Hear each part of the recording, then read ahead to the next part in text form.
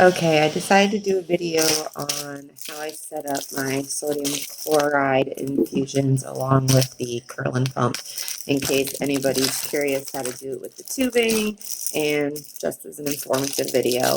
I did not sodium chloride, I did lactated ringers today, and my sodium seems a bit low and my blood pressure's low, so I have to add another bag today. I always flush with saline first, and you have to check for blood return. I had just cleaned this previously, but my video got interrupted. So, you flush first, pull back a little, make sure you get blood return, which I did. Flush everything back through. You want to make sure it's clear and there's no blood left in there. Okay. I'm just letting that hang a little bit while I set up my bag.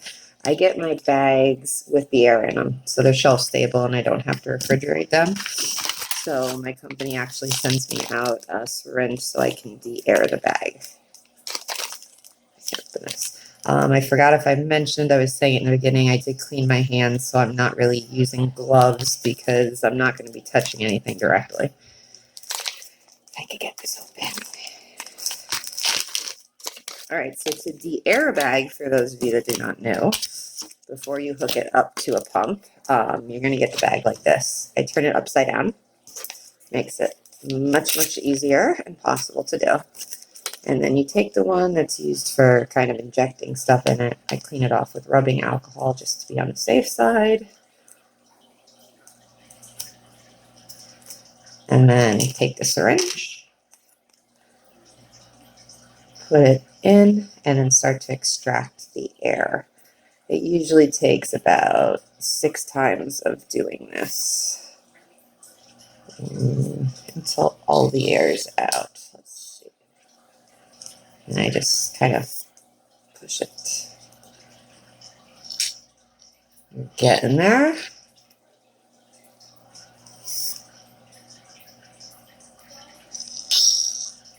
You can see as the air goes to the top, just about done.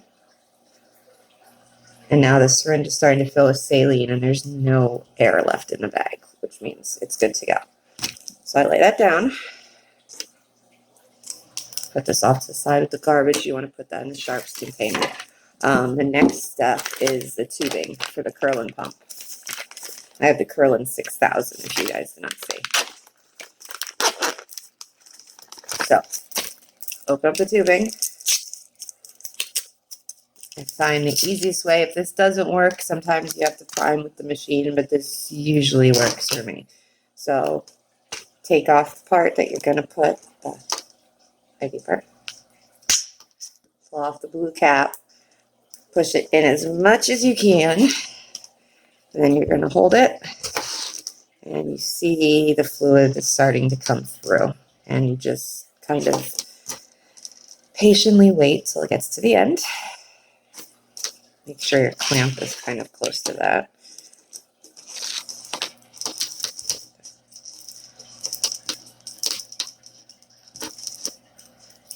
All right, we're getting to the end of the tubing. That side's still closed off, so it's good to go. It's still sterile. And I don't know if you can see, it's going, and it just reached the tip, so that means it's primed. There's no air left. All right, so I close that off to be safe. This is the Curlin 6000. Pop it open. In this tubing, you are going to have these 2 little things. You're going to screw this little yellow piece off. It's a little snappy piece. And there's a part in the machine right here where you just stick it in. It goes in right in there. There's a little, I don't know if you can see it there. There's a little box.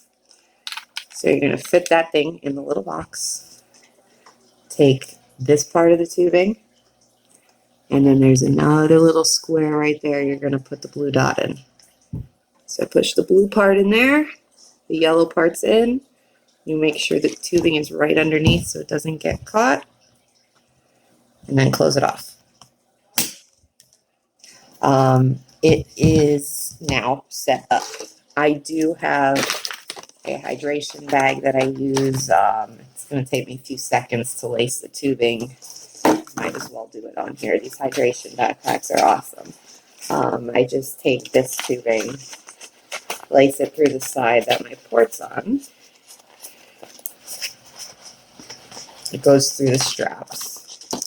So that way I can wear the backpack around the house or outside and I don't have to be stuck to an IV pole. So now it's through the straps, which is convenient for me. I take the bag of saline and put it in there because it is ready to go. I don't know how well you can see now. It's getting all messy. All right. So my bag of saline's in there. The pump's connected. Let's see, because I'm going to show you how to turn on the pump. And then I'm going to take the tubing side. It's still sterile because the cap's on. And I'm going to deconnect the saline syringe flush. Hook this up. Take off the clamps. So I'm officially connected. Then push the on button. These should all be pre-programmed from your company, which makes it a lot easier. I do my rate at 250 mLs an hour, so it goes over 4 hours. It does have loud beeps.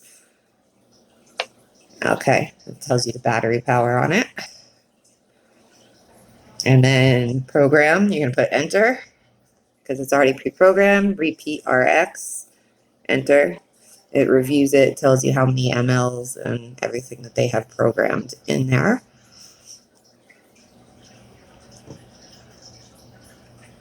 And then it says run to start. So I push run. And it's going. It's working. I put this in my bag as well and carry it around for the next 4 hours. Quite convenient. Something that I always tend to pay attention to on here, for those not familiar with ports or this, is the pressure.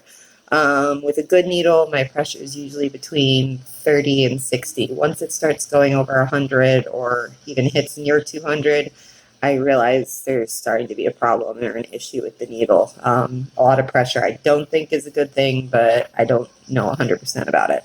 But my pressure is in between 30 and 40 now. It's running. I got about 4 hours to go, and that is how I hook up my saline IV with my Curlin pump, and I hope this has helped somebody. Any questions, feel free to comment or ask away. I'd be happy to help.